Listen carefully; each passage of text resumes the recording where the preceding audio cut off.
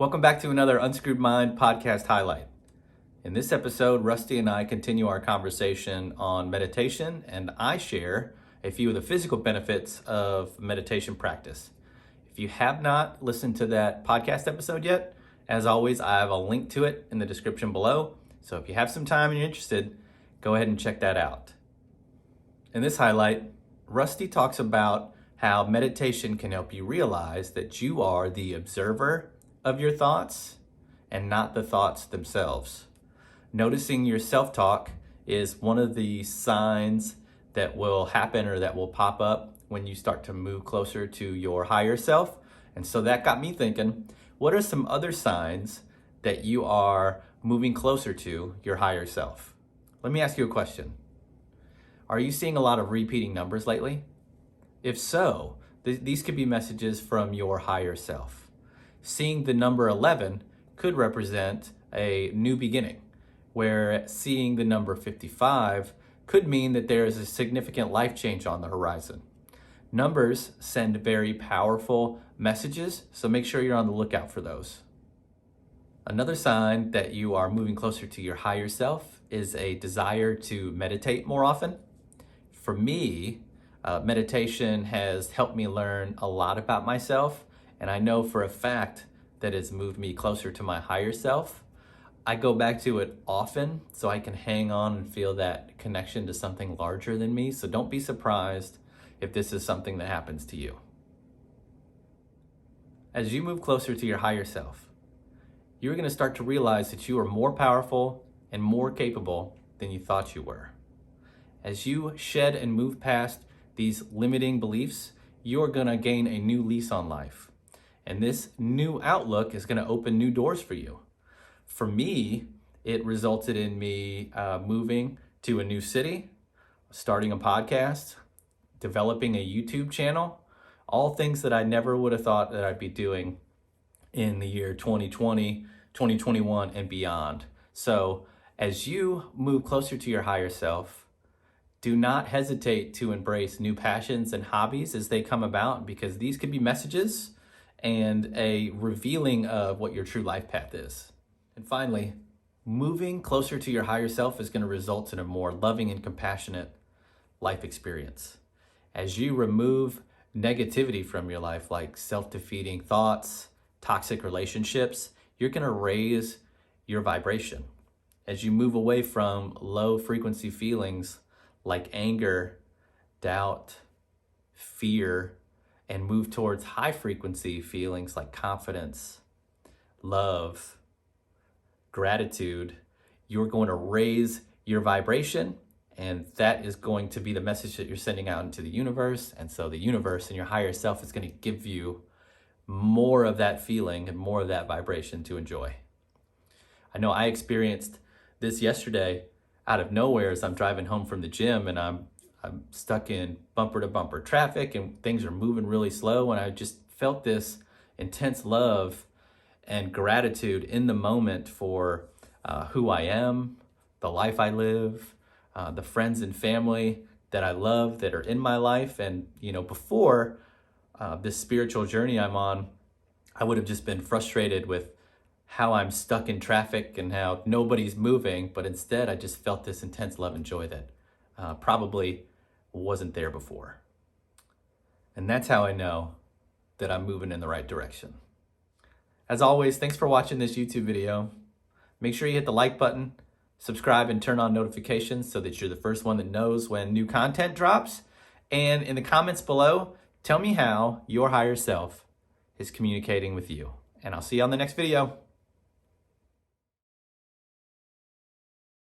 And what I found about all of the things that we have changed in our life is I would always think that something wasn't me that I didn't know or didn't understand. Right. And Because it's easier to say that I'm not into that than it is to actually open yourself up and try and learn something about it and see if it's actually for you. It's much easier to just be like, I don't have time for that, and I'm not sure it would work anyway, Oh, yeah. I mean, you tell people that you meditate and some are like, just don't, they won't ask another word about it, or you can just tell that they're a little bit like, okay, Conversation is over. and so a guy that I work with, I was telling him about it, and he was like, well, I meditate every day. He's like, but when I meditate, I'll just go for a walk outside.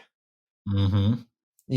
People do these things that help their, I mean, it puts your mind in a better state of being, period. And I think that you actually looked at some research on that, Matt. What was the thing that you were mentioning to me about they looked at it in an MRI machine or something? What were you telling me about? Yeah, I mean, there was like a really long write up about it. But there's a lot of scientific jargon that I don't necessarily understand. But essentially, you take a person's brainwave activity and you look at it in MRI, it's going to look one way, right? And then when I'm assuming it's a lot of frantic activity. Then you look at the MRI when they're meditating, it's very calm and there's specific centers that light up. And so even when you stop meditating, especially after an extended period of time doing it, like over days and months, that feeling or that brain activity lingers or extends past the meditation time. From what I read, the meditation has a very specific effect on the amygdala, which is the part of your brain that is responsible for how you experience emotions. And so it makes sense that when you meditate and you're massaging the amygdala and you're putting yourself in a more stable emotional state, that as you exit meditation, you go about your day, you're going to be on a much more even keel and much better at dealing with the things that life throws at you, and being able to roll with the punches, as we say, or be present and just allow the day to happen instead of fighting it or resisting it, which is what we know is when you're going to get in a lot of trouble.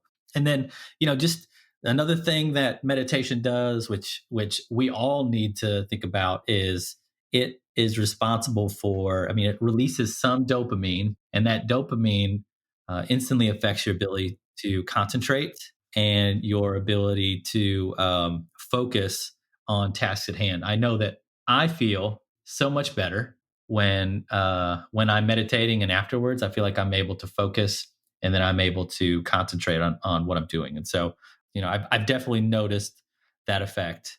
I'm trying to think. There's some other physical things that it does. It's shown an ability to lower blood pressure, shown an ability to reduce anxiety, which I know it does for me, decrease pain, help with depression, and then improve sleep.